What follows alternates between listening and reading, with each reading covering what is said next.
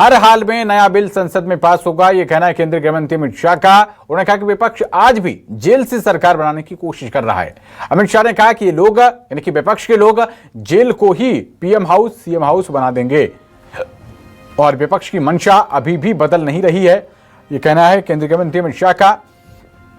उन्होंने कहा कि बिल पर चर्चा से विपक्ष भाग रहा है। केंद्रीय गृह मंत्री अमित शाह ने 2 टूक संदेश विपक्षी दलों को दे दिया है। उन्होंने कहा कि हर हाल में यह नया बिल संसद में पास होगा। उन्होंने कहा कि विपक्ष आज भी जेल से सरकार बनाने की कोशिश कर रहा है।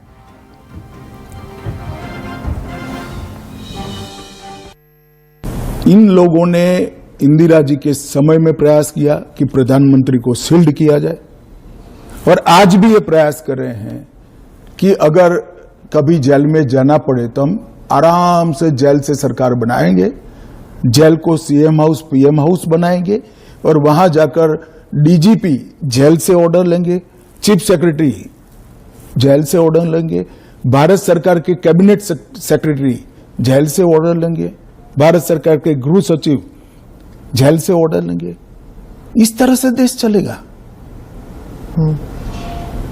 और ये कल्पना ही मैं तो मेरी पार्टी और मैं दोनों सिरे से खारिज करते हैं कि जो व्यक्ति बैठा है इसके बगैर इस देश का शासन नहीं चल सकता और इससे किसी का भी बहुमत पार्लियामेंट में या विधानसभा में प्रभावित नहीं होगा। एक सदस्य जाएगा, आपकी ही पार्टी के दूसरे साथी सरकार चलाएंगे और आप जब जमानत प्राप्त कर लोगे तो आप आकर फिर से शपथ कर सकते हो। इसमें आपत्ति क्या है? आपने उस वक्त पहले भी जिक्र किया था अडवाणी जी के ऊपर कि उन्होंने भी इस्तीफा दिया था। जी, कहा था अडवाणी जी ने इस्तीफा दिया था। ढेर सारे हमारे कार्यकर्ता, मदन लाल खुराना वगैरह सारे सभी ने दिया था कि जब तक अभी हेमंत सोरेन जी ने दिया था। ये तो एक नया संस्कृति आया अभी विगत 2 साल पहले ऐसा केस ही नहीं था कोई। सभी लोगों पर आरोप लगते थे, सब लोग इस्तीफा दे देते थे, बरी होकर राजनीति शुरू करते थे। तमिलनाडु के कुछ मंत्रियों ने इस्तीफा नहीं दिया, दिल्ली के मंत्री और मुख्यमंत्री ने इस्तीफा नहीं। और अगर इस तरह से इस समाज जीवन का नैतिकता का स्तर आप राजनीति का और समाज जीवन का नीचे ले जा रहे हैं, इससे हम सहमत नहीं हैं। आपने कहा कि आप जीपीसी में भेजने वाले हैं, लेकिन ऑपोजिशन जो कह रहे हैं, जैसे टीएमसी जो फोर फ्रंट पे है ऑपोजिशन में इस मामले में, वो कह रहे हैं कि वो जेपीसी का हिस्सा बनेंगे ही नहीं, वो बॉयकॉट कर देंगे। फिर क्या होगा?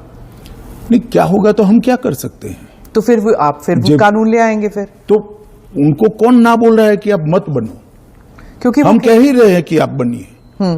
आप अगर पार्लियामेंट चलाने के जो नियम बने हैं वो नियम को भी स्वीकार नहीं करोगे और आप कहोगे कि हमारी इच्छा है वही फाइनल हो, भले हम विपक्ष में हैं, ऐसे नहीं हो सकता।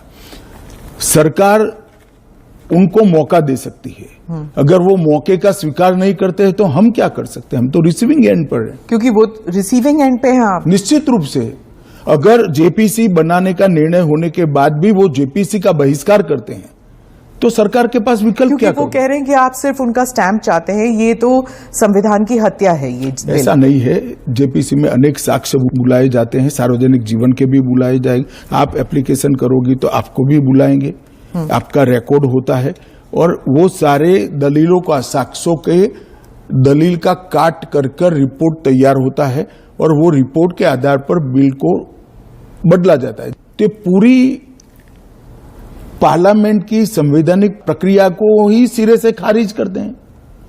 फिर तो आप ऐसे भी कह सकते हो कोई भी कानून हम पास नहीं होने देंगे, हम विरोध करेंगे। कि महत्वपूर्ण बिल है, सभी पार्टियों के सदस्यों की राय पार्टी से कंसल्ट कर एक कंसीडर्ड राय जेपीसी के सामने आनी चाहिए।